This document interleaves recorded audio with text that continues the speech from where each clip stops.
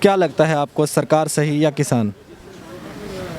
देखिए, एक राज हट होता है, एक बाल हट होता है और एक ढीठ हट होता है। ढीठ कि भैया कोई कुछ भी कहेगा हम नहीं मानेंगे, यही किसानों ने अपना रखा है, चाहे वो बुरा माने चाहे वो भला माने।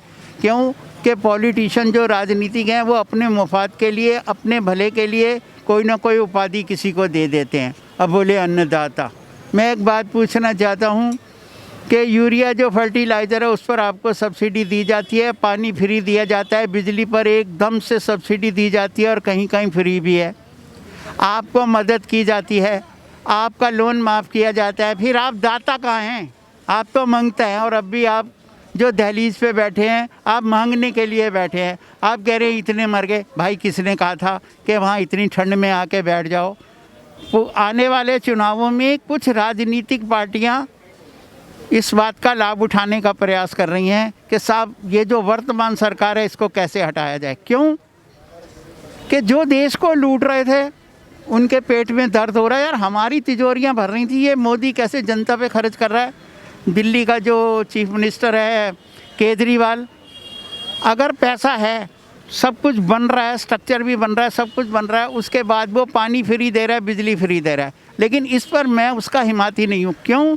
ऐसे लोग भी पानी बिजली फ्री ले रहे हैं जो पूरे तरह से पैसे वाले हैं या जिनके पास है। गरीब को मिलता चलो कोई बात नहीं, भाई 200 तक 100 रुपये दे दो, पानी के 25 रुपये महीना दे दो, जिससे कि जो वहाँ अमला काम कर रहा है उनकी भी तनख्वाहें निकलें और सरकार को खर्चा करना पड़े।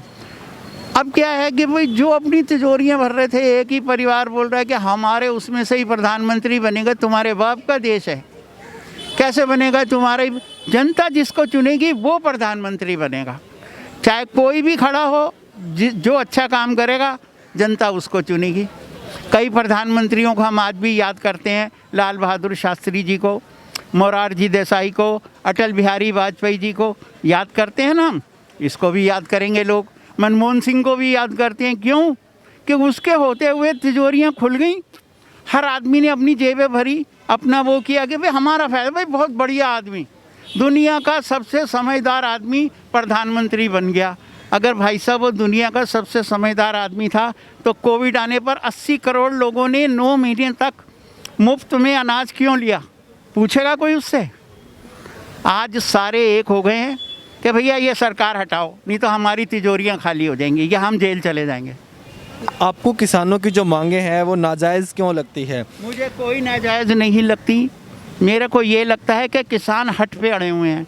देखिए, 1 रुपये का 2.5 सेर कभी अनाज बिका करता था, यही गेहूँ, आज वो 45 रुपये किलो आम आदमी लेके रोकना चाहूँगा, उस समय जो भी सर्विस में जो लोग हैं उनकी आमदनी क्या होती थी, उनकी सैलरी क्या होती थी, उसके बारे में थोड़ा बताइए, जिस समय में 1 रुपये में 2.5 सेर अनाज मिलता था। देखिए साहब, उस वक़्त तो मैं छोटा था, 8-10 साल का था, 12 साल का था। 1.5-2 कितनी तनख्वाह होगी शर्मा जी उस वक़्त? 150-200 रुपये, 70-80 रुपये। चलो 100 रुपये लगा लो, 125 रुपये लगा लो, लेकिन इन 10 सालों में तनख्वाहें बढ़ी हैं। और उस हिसाब से जो किसान की फसल है, मेहनत तो आज भी उतनी ही कर रहा है, उसी ठंड में वो पानी लगा रहा है, उसी तपती गर्मी में खोदी निकालता है, तो किसान की तो मांग कहीं ना कहीं जायज़ है ना कि मेरे को एमएसपी तो कम से कम मिले। आज एमएसपी की अगर मैं बात करूं तो एमएसपी भी 6% ही मिल पाती है, वो भी कड़ी मुसीबत के बाद, जब वो एपीएमसी मंडी में 10 दिन बैठे रहता है, उसका अनाज वहाँ सड़ जाता है, तब जाकर कहीं उसको 6% में उसकी गिनती होती है कि इसको एमएसपी मिली। आज उसी मार्केट कर रही है गवर्नमेंट। हाँ, ओपन मार्केट की बात जब सरकार कर रही है कि ओपन मार्केट में आप अपनी फसल बेचिए। ओपन मार्केट की अगर मैं बात करूं तो किसान ये कहते हैं कि जब ओपन मार्केट आ जाएगी तो हमें हो सकता है 1-2 साल हमें अच्छी जो है रेट हमें अच्छा दे, लेकिन उसके बाद जब एपीएमसी ख़त्म हो जाएगी, देखिए जैसे कई उदाहरण भी किसान संगठन देते हैं कि जैसे प्राइवेट बसों के आने पे रोडवेज का क्या हाल है, जियो के आने के बाद बीएसएनएल का क्या हाल है, ऐसा ही कहीं हमारे साथ भी होने वाला है कि हम जब प्राइवेट। देखिए, एक मिनट शर्मा, देखिए एक कहावत है कि कोहो ना चली और बाबा जी तरिहाए, मतलब प्यासे। हम ये सोचें बच्चा पैदा हो, हम सोचें साहब ये बीमार ना निकल आए, कल को इसका एक्सीडेंट ना हो जाए, ये लूला लंगड़ा ना हो जाए, ऐसी चीज़ें नहीं। हमें जिन लोगों को हमने जनता ने चुन के भेजा है उनकी भी कुछ बात मानो। आप प्रयास करो, नहीं हो दोबारा फिर आ जाना। देखो ना, एक ही बार तो प्रयास नहीं होता ना, आप दोबारा आ जाओगे। आप तो बैठे हो, दाता हो, हैं। और ये कहना 1 रुपये का 2.5 सेर को अगर आज 20 रुपये से भी लगाया जाए तो 50 गुना रेट बढ़े या नहीं बढ़े, आप बताइए, हिसाब लगा लो अपने आप। तो वो जो पैसा है वो किसान के खाते में तो नहीं जा रहा ना, वो तो प्राइवेट कंपनियां कमा रही है। आप एक बात देखिए, मक्का जो है वो आज भी किसान का 2-3 रुपये किलो मंडियों में बिक रहा है, लेकिन वही मक्का जब आप पीवीआर में बैठ के खाते हो, पॉपकॉर्न के रूप में खाते हो, आप 200 रुपये का 200 ग्राम का पैकेट लेते हो। किसान तो अपनी यही बात समझाना चाहता है ना कि अगर हमें अच्छा रेट मिलेगा तो आपको भी हम वही चीज़ अच्छे दामों में देंगे। क्यों प्राइवेट कंपनियों को बीच में डाल रहे हो आप? गवर्नमेंट सारा कुछ उनकी जो सुनिए। प्रोडक्शन है ना नहीं खरीद सकती। आप सुनिए मेरी बात। ज़्यादातर देश के ज़्यादातर भागों के किसानों ने एक वो लगा रखा है कि भैया हम गेहूँ बो दें, हम चावल बो दें, और जो सरकार खरीद ले और किसान वहाँ पर वो वेयर हाउसेज में सड़ता रहे और नुकसान होता रहे। इसलिए हम सबको ये चाहिए, सोचना चाहिए, किसान एक प्रयास करें। देखो ना, एक प्रयास करो आप बेचने का, फिर आप इतने बड़े बड़े ट्रैक्टर लगा के ला रहे हो 40 लाख में, अरे तो एक मंडी में जगह बना लो ना। आप प्रयास करो, नहीं होगा फिर आ जाओ सरकार के पास कि हाँ जी हमारी तो भाई फेल हो गया, आप हमें मदद कीजिए। वैसे भी तो सरकार मदद कर रही है ना किसानों की, यूरिया पे सब्सिडी है, पानी फ्री है, बिजली फ्री है, कोशिश कर रही है ना। यूरिया के नाम पर मैं आपको रोकना चाहूँगा। यूरिया का जो पहले 50 किलो का गट्टा था, वो गट्टा भी अब उसमें से 2.5-3 किलो यूरिया घटा दी गई है, और उसका 5 किलो में यूरिया घटा दी गई और उसका रेट बढ़ा दिया गया है। बात करिए आपने सब्सिडी की, 2000 रुपये सब्सिडी जो कोविड के टाइम पे किसानों को दी गई है, लेकिन उस पे और जो किसान की आय दुगनी कैसे हो जाएगी? फिर क्या सब्सिडी देने से किसान की आय दुगनी हो जाएगी? देखिए, सब्सिडी अलग होती है। सब्सिडी होती है कि ये किसानों की मदद की गई है, सहायता की गई है। जो 2000 रुपये छोटे किसानों को साल में 3 बार दिए जाएंगे, 6000 रुपये।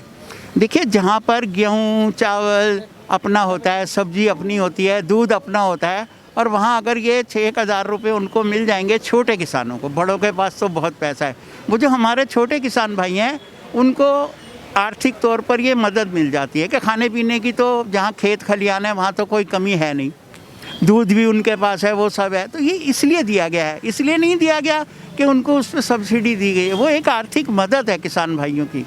बाकी किसान भाइयों की मर्जी है, वो अपना जैसे मर्जी है करें, लेकिन मैं नहीं समझता कि इस तरह से बॉर्डरों को घेरा जाए। आप मानिए एक बार सरकार की बात, आप सरकार की बात मानो, अगर उसमें कहीं कमी नज़र आती है दोबारा फिर आ जाओ जी हमने आपकी बात मानी थी, देखो ये बात नहीं बनी, हम जा रहे। अब आप खामखा जिद कर रहे हो कि साहब हम ट्रैक्टर रैली निकालें। अगर आपको मार्च निकालना है पैदल निकालो, क्यों माहौल ख़राब कर रहे हो? मानने की अगर बात की जाए तो किसान संगठनों का कहना है कि हमने पहले भी प्रधानमंत्री जी की काफ़ी बातें मानी हैं, जैसे कि उन्होंने कहा कि नोटबंदी मैं करने जा रहा हूं और उससे 15-15 लाख हर एक इंसान के खाते में आएंगे, काला धन आएगा। तो प्रधानमंत्री मोदी आज इस बात का जवाब क्यों नहीं दे रहे कि वो काला धन कहाँ गया, वो कहाँ आया? देखिए, प्रधानमंत्री ने एक उदाहरण दिया था कि विदेशों में इतना पैसा हमारा यहाँ से गया हुआ है और जमा है कि अगर हम उसको वापस लाएं तो प्रति व्यक्ति के खाते में 15,000 आएंगे। एक उदाहरण होता है। जैसे ये कहा जाता है कि इसने आसमान सिर पे उठा रखा है, लेकिन आसमान तो सबके सिर पे है ना। वो एक उदाहरण दिया था, भाई ये शोर मचा रहा है खामखा का, इसने आसमान सिर पे उठा रखा है। और काले धन की जहाँ तक बात है भाई साहब, बीच में गलती हो गई कि हर व्यक्ति को कह दिया 4,500 रोज ले ले। लोगों ने किराए के बंदे खड़े करके 500 तू ले ले, 4,000 मुझे दे लियो, ये ले 4,500 रुपये। वो फेल हो गई, मैं मान रहा हूँ। लेकिन एक तो इनकम टैक्स की रिटर्न भरने वाले लोग बढ़ गए काफ़ी, दूसरा बैंकों में इतना पैसा आ गया कि सरकार को बड़े आराम से हिसाब किताब करना पड़ा। और अरबों रुपये, बहुत बड़ा देश है, अरबों खरबों रुपया तो दबा भी है, ये नहीं सारा वापस आया है। जहाँ तक किसान की बात है, अगर किसान गरीब है तो उसके पास कहाँ था पैसा जो उसको परेशानी हुई डिमोनेटाइजेशन से? उसको तो नहीं हुई ना। मेरे जैसे गरीब लाइनों में तो गरीब आदमी लगे ना, बड़े लोग तो गरीब लोगों को हायर करके पैसा बदलवा रहे थे। ऐसी बात तो आपने खुद ही मानी है। मैंने आपसे क्या कहा कि उन लोगों ने जिनके पास 2 नंबर का पैसा था गरीब को लाइन में लगा दिया।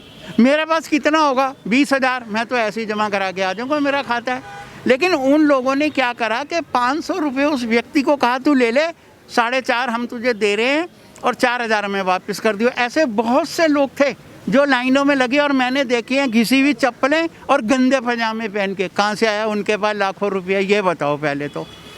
हर चीज़ को समझ के चलो ना। आप तो हमसे ज़्यादा योग्य हैं।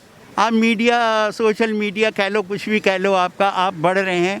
ये बात जब हमारे जैसा साधारण आदमी समझ पा रहा है कि चप्पल तो घिसी हुई है, कहाँ से आ रहे हैं इतने नोट कि रोज लैंड में लग रहा है आके। जरूरी तो नहीं वो लाख रुपए की सूटकेस लेके ही बदलवाने आया हो, उसके पास 100-200 हज़ार रुपए भी तो हो सकता है ना कि वो देने आया हो वहाँ पे। 100-200 रुपये में तो किसी को फ़र्क ही नहीं पड़ा। 100 का नोट तो चल रहा था, 200 का नोट तब था नहीं, सिर्फ 500 और 1,000 के नोट बंद हुए।